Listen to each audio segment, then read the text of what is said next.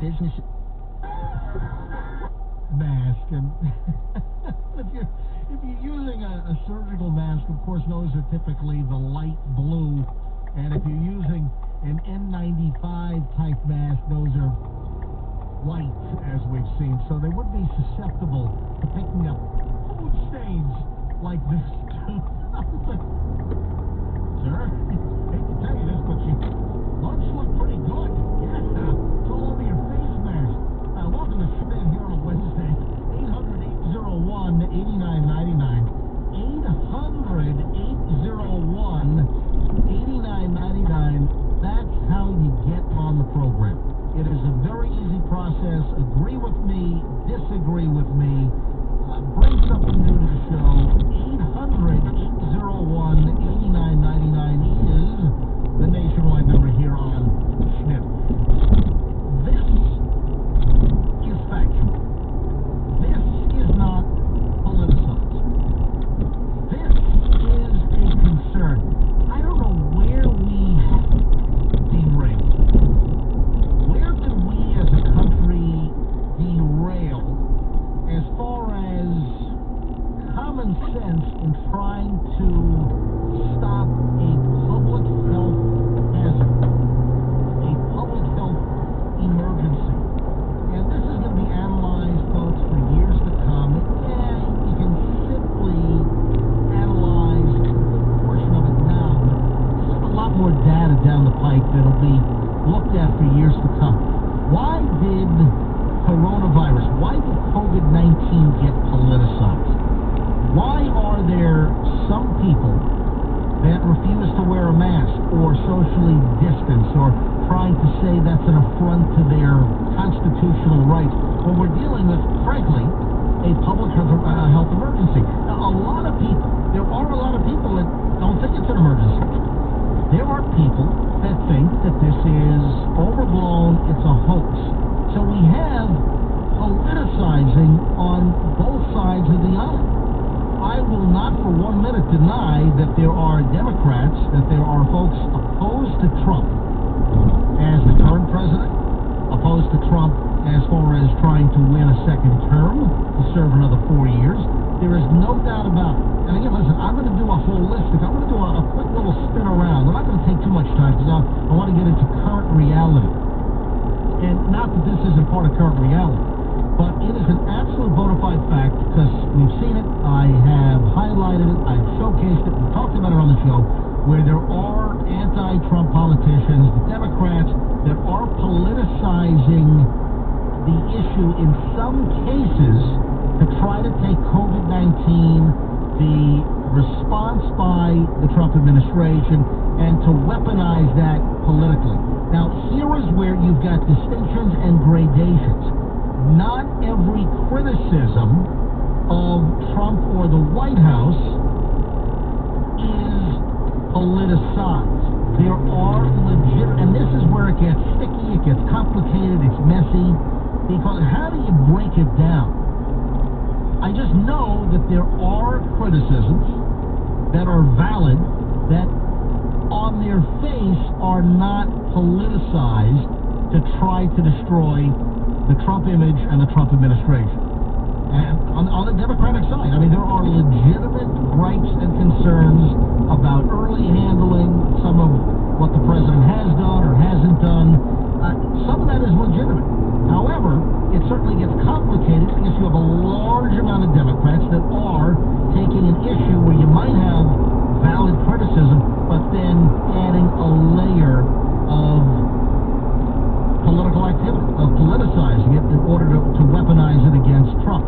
So how do you delineate it, and how do you have a valid, reasonable, cogent conversation with a very active Trump supporter, let's say, a very active pro-MAGA, Make America Great Again Trump fan? How do you have a conversation with some that a criticism of some handling or this or that is valid without being deemed as an anti-Trump slam? That's why this is a sticky, gooey, grippy, germ-filled There's nothing real cut and dried about it. There's nothing really clean. For me, it's black and white. However, there's just so many shades of gray that have been injected into this conversation. So where am I headed with this? The point is that we as a country, if we don't get a handle on this pandemic, and the cases are spiking all over the South, they're spiking in many places in the West, like in Arizona and in California, for instance. The concern is that some of the states that have things under control, that you're going to see spikes all over the country. The fact is, we needed just to handle this as Americans and keep the politics, keep Republicans and Democrats out of the picture as far as categorizing, classifying, and politicizing. And we failed. We've absolutely failed. We failed on multiple levels, obviously, in many states in trying to get a grip on the virus, in opening up things too early, too soon, and in certain types of establishments where you have a lot of people gathering, for instance. And that's the ultimate goal. As Americans, we just need to stop this virus, stop the spread, until we have a viable vaccine with a high enough efficacy, effective rate, to be able to squash this, build an immunity, and then get a handle on it.